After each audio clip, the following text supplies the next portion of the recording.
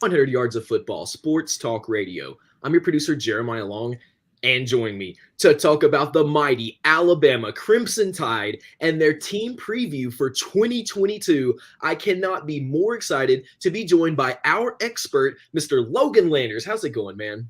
Hey, what's going on, Jeremiah? Roll Tide, of course. We're talking about one of the best teams in college football history, right? The best school in Alabama. And, I mean, honestly, we could make this video just 30 seconds if we need to, just talk about what we think their expectations are. But we're going to go a little bit more in depth. We're going to talk more about this team and what I think they're up for this upcoming 2022 season. Absolutely. And for everyone watching from home or listening to our podcast, of course, we just want to say thank you. It's because of you, all of our Alabama fans, all of our Alabama rivals, and everyone who loves the show that watches and listens every day that we've been able to grow so exponentially in the last few years. And if you know this, our founder, Mr. Vincent Turner, has been airing the show on back to AM radio over a decade ago. So we have been with you for a long time. We continue to grow, and it's all because of you. So thank you so much. Mr. Logan Landers, Alabama Crimson Tide. We know what the score is, but we're 100 yards of football, so we do it a little differently. We're going to tell you about it. We're going to go in depth, and I've been waiting for this team preview, like all of our listeners and watchers, for quite a while. So please tell us, what do we have to expect, both as fans of Alabama Crimson Tide, and what do we expect to come up against being, we're coming out of Atlanta, Georgia, so we're coming out of Georgia. We're thinking about the SEC. Definitely want to know what we have to look forward to and go up against with the Alabama Crimson Tide. I mean, every year with this team, it's national championship or bust, right? I mean, that's why I say it can only take 30 seconds. But 2021, like I said, pretty good year all around. You won the SEC championship. Congratulations. You're the only team to beat Georgia. But then they got to the national championship and lost. So, tough loss there. I mean, it was a great game, though. We all of us watched the game. It was a great time, amazing game. But you fell short just a little bit. And then in the 2022 NFL Draft, you lost, of course, a good bit of players. Evan Neal went 7th overall. Jameson Williams went 12th. And both those guys' first-round selections. You lost Fedarian Mathis, Brian Robinson, John Mechie III, Jalen Armour Davis, and also Christian Harris in the draft. So those guys are gone. Also, ones who left and have already signed some deals. You got Chris Allen, Josh Jobe, LeBron Ray, and Slay Bolden. So, I mean, you lost a good bit of guys, but, I mean, that's expected, though. Alabama's always going to turn out at least 5 to 10 guys each and every single draft who are not going to be on the team each and every other year. So, they know how to prepare for this by now. But going into 2022, you're looking pretty good. I mean, you got the Heisman winner at quarterback.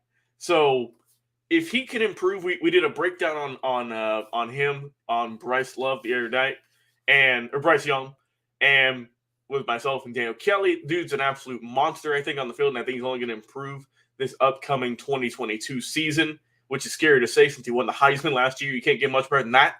But if this will probably be his last year all in all, right? Once he hits that junior year, you're eligible to go out and go to the NFL. So one more year of his hopefully excellent play. So what's next for him, and what is next for his receiving core, I think? Because like I said, you lost a good bit of guys with your Boldens and your Williams. So, and Mechie as well. So, it's a little bit open pretty much. I mean, JoJo Earl could be there. Ja'Cory Brooks. You got a good amount of guys who you might not have heard of last season, but it's Alabama, so you're going to hear a ton about them this upcoming 2022 season. They're all going to get 1,500 plus yards, 30 touchdowns, who knows. But who's going to be the next guy to step up is what I'm interested to see at the Alabama wide receiving core. Also, too, in the defense is going to be a little bit hit, too, because, like I said, you lost Christian Harris, who was a big playmaker. 80 tackles last year, 11.5 tackles for loss, and 5.5 sacks. So he was a great attacking player as well as one who was very good in pass coverage. So who is going to be there to replace him and work with Will Anderson? We'll see. Henry To'oTo'o should be able to do that, but he's going to be filling some big shoes, right? To'oTo'o is a great player, but can he live up to the same expectations that Christian Harris had last year? Is he going to be on the same level? Going to take a slight dip? that's going to be interesting to see whenever I watch this defense, which is sure is going to be top notch. Like I said, also with Anderson, right? Will Anderson had a great 2021. They're going to be able to keep him for a little bit. But like I mentioned, you lost Federico Mathis on the defensive end. He was a force of reckoning. And you have some other guys like Justin Aboji, who's going to be there to step up. Byron Young as well. You're going to have some new guys come in. And also Monkel Goodwin. He's going to be able to maybe come in, play some of that tackle at the end on the defensive line, and could be another guy to look out for. So you've got some guys, like I said, waiting in the wings, just been buying their time, right? Get some of these other guys to get drafted and whatnot. And now you're going to see how they can do. But I think the big thing is this offensive line for Alabama and how they're going to be able to keep it up, to replace some of those guys. Like I said, you lost Evan Neal, who went 7th overall. So you're losing him, but I think that you're also getting a new offensive line coach as well. So that could be a little bit something to maybe worry about, at least early on in the year while you get some things switched over. You're getting a guy in Eric Wolford who's going to replace Doug Marrone. Wolford does, like I said, he's got experience. He's been at South Carolina and Kentucky, so he's seen Alabama. He's got SEC experience, which you like to see. But nonetheless, it is a new team. So we'll see how guys like J.C. Latham, Damian George Jr. Are going to be able to step up, improve their worth, improve their opportunities upcoming season. Like I say, George stepped in a little bit late in 21, and he did pretty solid. So he's going to get a full season in 22.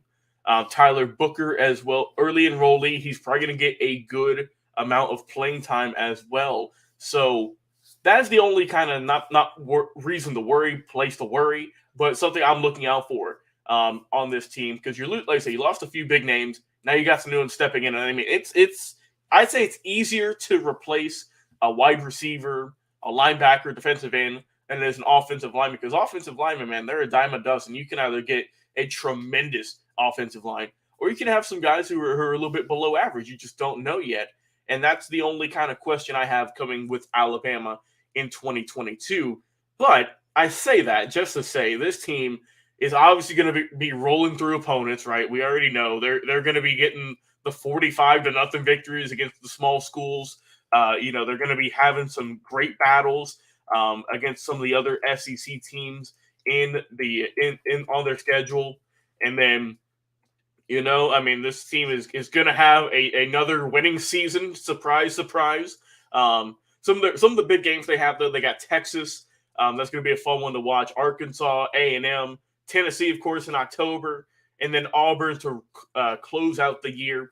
And, they're more than likely, if I had to guess, we're going to get a repeat of 2021 for the SEC championship with Georgia and Alabama. Georgia's went through a lot of changes as well.